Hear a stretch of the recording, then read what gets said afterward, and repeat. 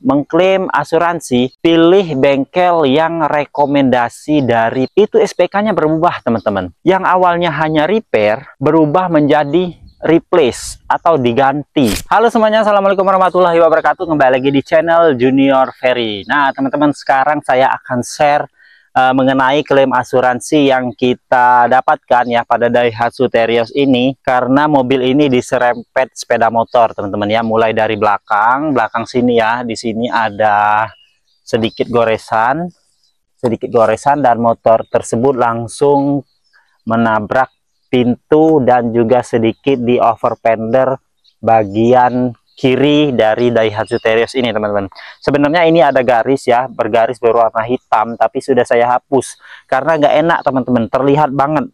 Nanti saya share fotonya ya. Nah ini sudah saya hapus ya, dan memang kalau secara kamera ini tidak terlihat langsung, akan tetapi kalau didekatkan ini sangat terlihat teman-teman. Nah jadi itu ada tiga bagian yang kita klaim ya teman-teman. Yang pertama di over fender sebelah kiri, yang kedua di pintu depan sebelah kiri, dan yang ketiga berada di bumper belakang sini teman-teman, yang berwarna hitam ya. Bumpernya, bukan aksesorisnya, tidak termasuk teman-teman, karena tidak ada goresan ataupun tidak terkena pada kejadian tersebut. Nah di sini teman-teman, saya mendapatkan pelajaran yang akan saya share ke teman-teman ya. Yang pertama, saya ajukan ke bengkel umum, akan tetapi asuransi tersebut pertamanya menawarkan bengkel yang memang bengkelnya balik lagi ke bengkel Daihatsu. Pertamanya asuransi tersebut menawarkan ke bengkel Daihatsu, akan tetapi saya tolak teman-teman. Setelah saya tolak, dan marketingnya ya, atau siapanya lah yang menghubungi saya, meminta saya untuk memberi alasan kenapa menolak. Dan alasan saya itu memang jauh, kondisi bengkelnya kalau dari rumah kami cukup jauh ya teman-teman ya, dan kita bingung mau ngantarkannya gimana. Oke, disetujui oleh asuransi tersebut. Terbitlah SPK dari asuransi ke bengkel tersebut, dan saya juga terima melalui email SPK tersebut teman-teman. Di SPK tersebut tercatat ada perbaikan di over fender sebelah kiri, kurang lebih begitu, di pintu depan sebelah kiri, dan di bumper belakang sebelah kiri. Di bumper belakang, pokoknya di bumper belakang, karena kan bumper belakang itu nggak ada kanan kiri, itu satu set ya teman-teman ya. Nah jadi di sana tulisannya repair atau perbaikan, jadi 3 item diperbaiki. Akan tetapi saya setelah konsultasi dengan teman saya yang berada di asuransi juga ya teman-teman, saya cerita ke bengkel yang awalnya saya pilih ya, bengkel awal yang saya pilih yang bukan rekomendasi dari pihak asuransi. Dan teman saya tersebut menyayangkan kalau saya pilih bengkel tersebut teman-teman, karena dia bilang untuk warna putih ya, warna putih ini takutnya kalau misalnya nggak balik ke bengkelnya lagi, nggak balik ke bengkel dari yang ngeluarin pabrik, itu nanti beda, kita komplainnya agak susah. Jadi setelah saya pikir-pikir ada benernya, karena mobil ini berwarna putih, takutnya nanti belang ya, takut belang, dan itu akan merugikan bagi kita ya teman-teman ya. Dan dia bilang kalau memang mobilnya ini dibalikan lagi ke bengkelnya yang memang satu merek ya dengan ini, katakanlah bengkel resmi Daihatsu ya, bagian body dan body repair ya. Kalau memang misalnya dia belang, kata teman saya yang asuransi, kita bisa dengan mudah ngeklaim lagi. Nah, di sini kan kita ini orang awam teman-teman ya. Beda dengan orang asuransi yang memang secara detail dia mengetahui untuk, dan juga dia sudah berpengalaman teman-teman untuk klaim asuransi dan sebagainya. Jadi di sini dia menyarankan untuk lebih baik balik lagi ke bengkel Daihatsu-nya daripada ke bengkel luar atau bengkel yang bukan Daihatsu. Alasan saya itu sebenarnya kuat karena bengkelnya agak sedikit jauh. Tapi kan saya pikir-pikir balik lagi ke Daihatsu-nya ya teman-teman ya. It's okay lah, sudah saya terima. Terus juga teman saya menyarankan kalau misalnya Daihatsu aja nggak bisa nyamain dengan warna aslinya, itu kita dengan enak ngeklaimnya nih, gimana nih Daihatsu aja nggak bisa kayak gitu kan. Oke, itu saya terima, dan saya melakukan pengajuan ulang ke pihak asuransi untuk mengubah bengkel. Alhamdulillah disetujui oleh pihak asuransi. Saya WA ya orang asuransinya bahwa kita mau pindah ke balik lagi ke bengkel Daihatsu-nya. Oke, tidak lama dari hari itu terbitlah kembali SPK teman-teman. Nah SPK-nya tersebut Kalau yang bengkel awalnya itu repair fender depan kiri, pintu kiri depan, dan repair bumper belakang. Jadi 3 item. Nah, setelah terbit SPK baru, ini dengan bengkel yang berbeda, yaitu bengkel aslinya, bengkel Daihatsu-nya, bengkel body dan repair Daihatsu, itu SPK-nya berubah, teman-teman.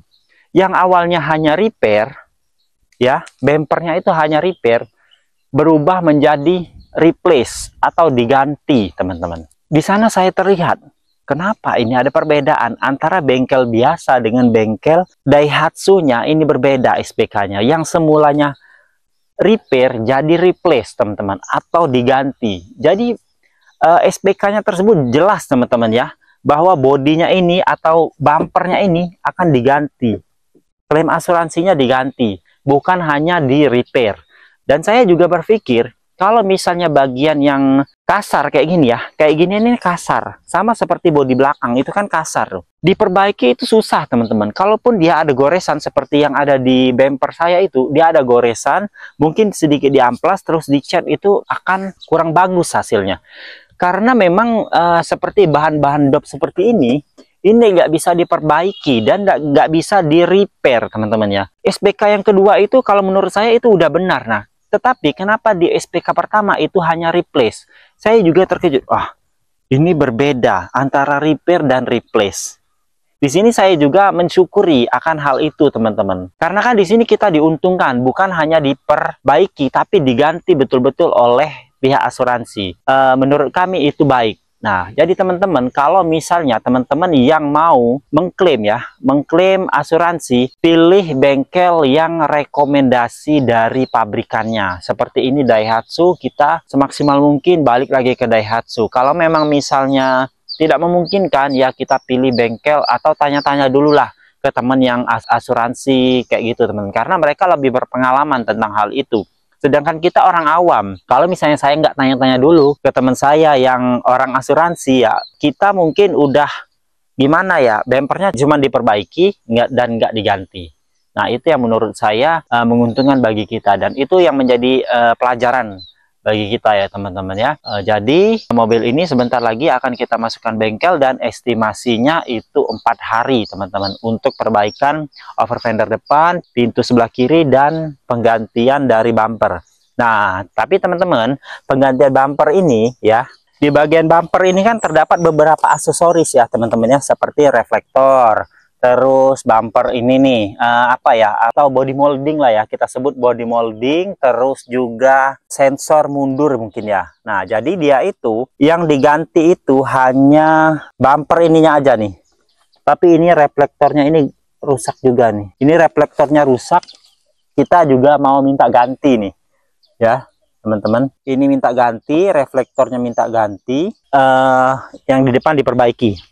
Nah, untuk reflektor sebelah kanan ini tidak diganti, teman-teman, karena kejadiannya itu sebelah kiri, dan ini juga nggak ada kerusakan. Jadi kita nggak bisa klaim asuransi karena ini aman, reflektornya aman, hanya saja bumpernya aja nih, bumpernya yang satu set ini, yang warna hitam ini yang akan diganti. Nah, sedangkan yang ini kalau dia nggak nyatu, ya, dia nggak akan diganti. Misalnya nggak satu nih, nggak satu, dia nggak akan diganti, hanya pindahin aja. Nih, memang dua layer, teman-teman. Kalau kita lihat ini ada 2 layer, ya. Ini dan ini berbeda. Jadi yang di bawah ini berwarna silver drop ini nggak diganti, sedangkan yang ini yang diganti nih. Kayak gitu, teman-teman, untuk asuransi, untuk klaim asuransi dari kendaraan. Demikianlah teman-teman sharing kita ya mengenai klaim asuransi. Di sini kita mendapatkan pelajaran yang mana yang harus kita lakukan pada saat kita melakukan klaim asuransi, ya. Seperti yang sudah saya jelaskan tadi, bagi teman-teman yang merasa video ini bermanfaat, jangan lupa klik tombol like, subscribe, dan komen. Wassalamualaikum warahmatullahi wabarakatuh. Sampai jumpa di video selanjutnya.